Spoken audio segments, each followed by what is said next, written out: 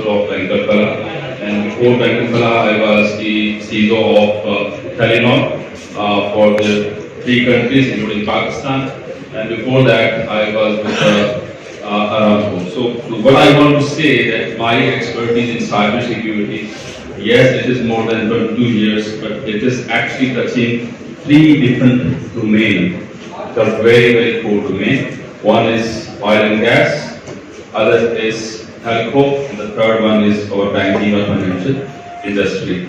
So I would like to actually share my experience taking opportunity of this session during this presentation.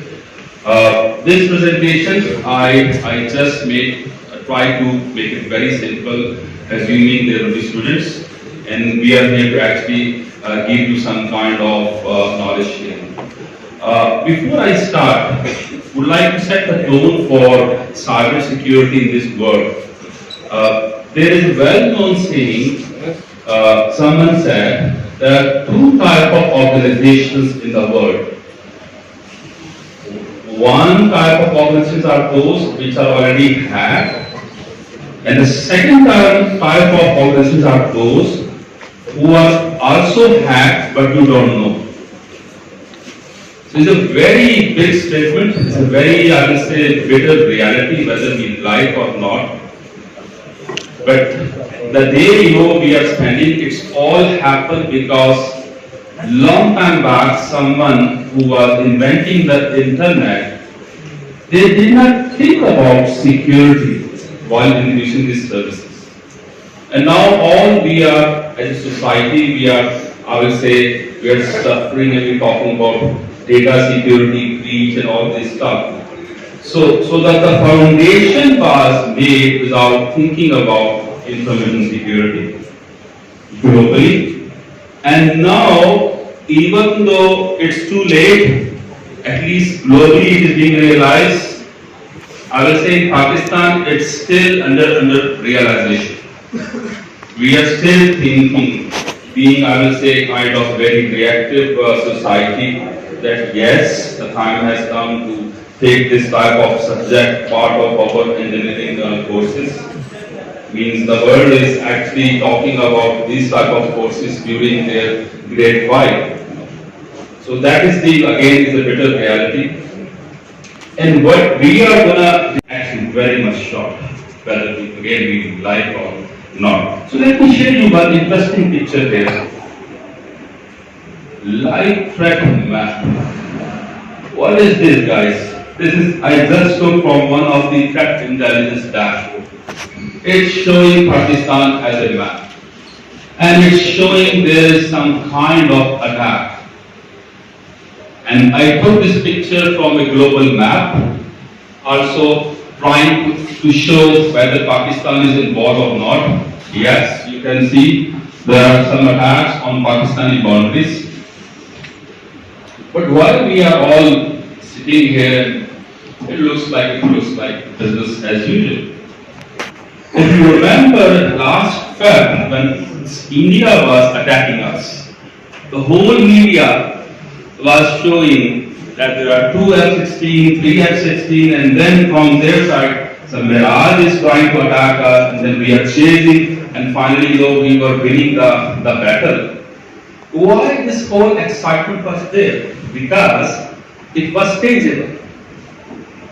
You people were able to see the footage on media, plane, pilots, right? And all this political discussion and frictions, all being discussed. And if there is kind of desire, in the name of Hadaf or, Ghaznavi, at least you can feel if there was a chance to actually press the button to initiate or trigger the actual war, at least we could feel, we could have felt that.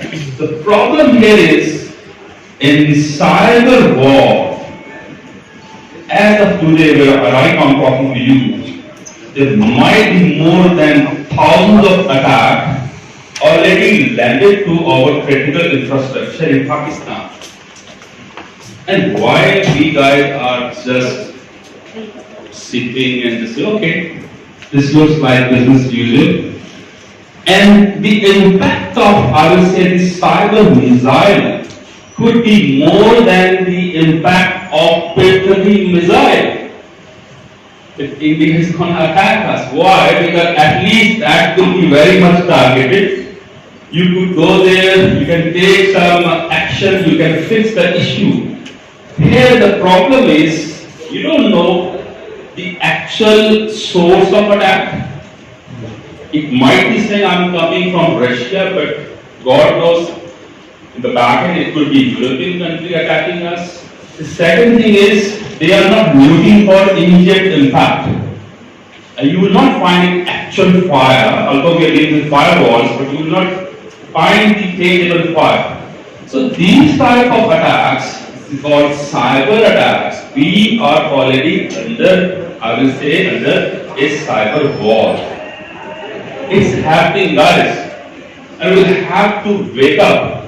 A time has come to actually take such things on our heart, and thanks to Sahar University, we are all here to discuss this. And where these again is another, so it's like it's penetrating. I don't know if it's Islamabad or what, So it's showing actually the attacks are going on, right? Anyhow, so this is just a baseline I was trying to build. Now,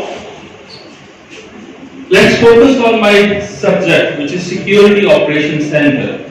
The most important thing here is that whether we can protect these attacks or not, you people or we should have a kind of visibility. The most important thing is we should not live in a dilemma that we are under attack or not. And we should have a proper visibility. Protection is a second step. Because living your life without this visibility, that itself is an incident, isn't it? And you don't know that you are under cyber attack. So Security Operations Center actually help the organization to know what's going on their network. And this security operation can help the organization in advance, can give them some kind of advanced alerts, some kind of advanced threat intelligence, which can actually help the organizations to take the wake-up call and start taking some mitigation action. And this type of security operations center is a combination of multiple technology. It could be your firewall, could be your antivirus, your ITS, all these, as one of my friends said, Dabba, the Dabbas are there, the boxes are there. But the most important thing is that from all these Dabbas, we are really getting the return on investment or not. That's the most important thing. And here even the academia can help to go and build top of this intelligence, which could be very much targeted for a certain organizations like a bank, or it could be again telco or etc. Now, these type of typical security operations center, they are actually having information coming from different people, a different technology. I give you an example. So there is a concept of correlation. How many of you might be not aware of what is correlation? So let me give you a real life example. If in this room someone just entered and you find that his breast is wet, what first thought, what would be your first thinking about that guy? You may say that the guy maybe spilled over while taking the water, so it's okay. But after that another guy comes, also his breast is wet. Again, you may say maybe they were fighting with each other and there was a water spillover. But if the third guy and the fourth guy is also coming with wet dresses, it means, now again, try to understand, if all technology are passing same message, so coming from firewall, IDS, antivirus, that there is an issue. Now you will think, guys, maybe this is a closed environment and outside there is a rain. Because it looks like not all are fighting outside. So it might be cloudy and it will be rain outside. So that is an intelligence that you can build based on different people, common message can give you a decision power to decide whether you are under a certain attack or not, and then you can check the integrity of all these devices which you have implemented. So, in the security operations center, a typical security operations center work very proactively. So, they are supposed to make sure any service launched, whether it's a bank or telco, so rather than someone tell you that you are compromised, better is that you go and attack your services in a way a hacker can compromise. I usually say on a lighter note, नमाज पढ़ ले इससे पहले कि कोई आपकी नमाज पढ़े, right? So listen to these internal guys who are telling you guys this service is not secure enough to be launched, rather than you go and launch with the pressure of some kind of deadline, and later on someone from outside actually go and compromise your complete network, and that could be very late because it can create a lot of reputational damage. So this is the go live phenomena. The security operations center is not only monitoring, it's also is supposed to offer a service to give some kind of thumb up about any new service which is being launched, that it is up to a level that you can launch safely. And then, as we discussed, there are different security operations center tools which are integrated, and I have given you the example of correlation also. Now, to run this, whether it's a good news or bad news, still we need people, right? Because what I'm scared that with the help of artificial intelligence, the time is coming that people will start thinking that they don't need to hire a typical SOC analyst.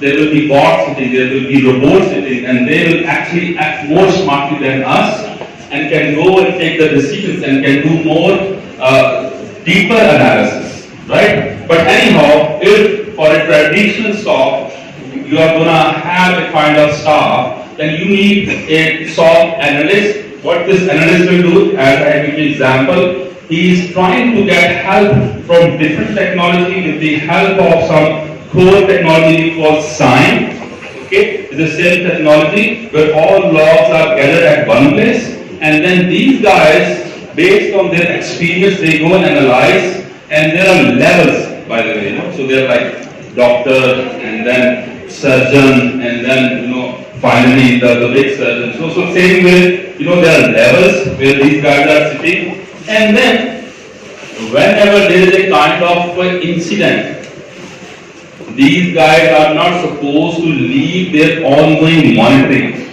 So for example, again real life example, if some of your guards are on the main gate, and if they watch that some intruder has already went inside our university, they have two choices. One is they leave their place and start actually chasing this guy.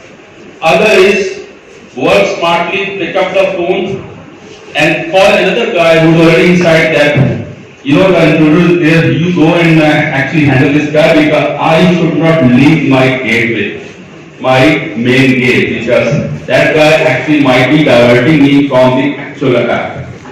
So, in case of the incident, these SOC analysts 1, 2, 3, they are supposed to keep on monitoring these threats, and if they believe this is a kind of incident, then they should hand over these things to computer security incident response team. So that is a very specialized team who are waiting for this type of critical incident to be handled in a very specialized way. Now, so typical security operations center, the spirit or the soul of the security operations center is a science solution. There are multiple vendors. I'm not here to actually talk about these vendors marketing. So imagine if it is a bank or if it is a telco. So typically they have what? They have billing logs, they have antivirus logs, they have operating system logs, they have credit card transactions logs. So these logs are millions. They are coming at one place, so it's like a funnel, and then out of these millions, you correlate thousands, and then events becomes 100, and then the low level, 50, and the medium level 25, and let's say you end up having 5 critical security incidents which require immediate attention. So you start from millions, you end up having 2, 3 incident, and with the help of this incident and with the help of your CERT team, you can go and take the necessary course of action. And no human being actually can do this without this technology, because we are talking millions of logs. So thanks to technology, which is right now helping. And then these guys look at the arrangement. So they generate a ticket, it goes to the CERT team, they analyze depending upon the criticality. So in their ticketing system, they go and register this and then take action. And finally, if it is a kind of very sophisticated attack, which requires some investigation in detail, we call it forensic analysis. So there are specialized people again waiting. It could be once in a blue moon, but these guys are very, very tacky guys. Once required, charge heavily, very specialized field. Message to you guys, get involved in this field, which are very, very rare. I usually say, guys, please try to search for those areas, specialized area, where companies should chase you, rather than you chase companies. Please give us job. Right? I give you another experience.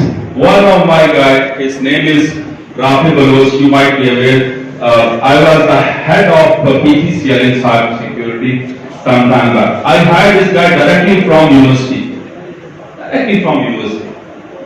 Giving me more than 100,000, 1 lakh.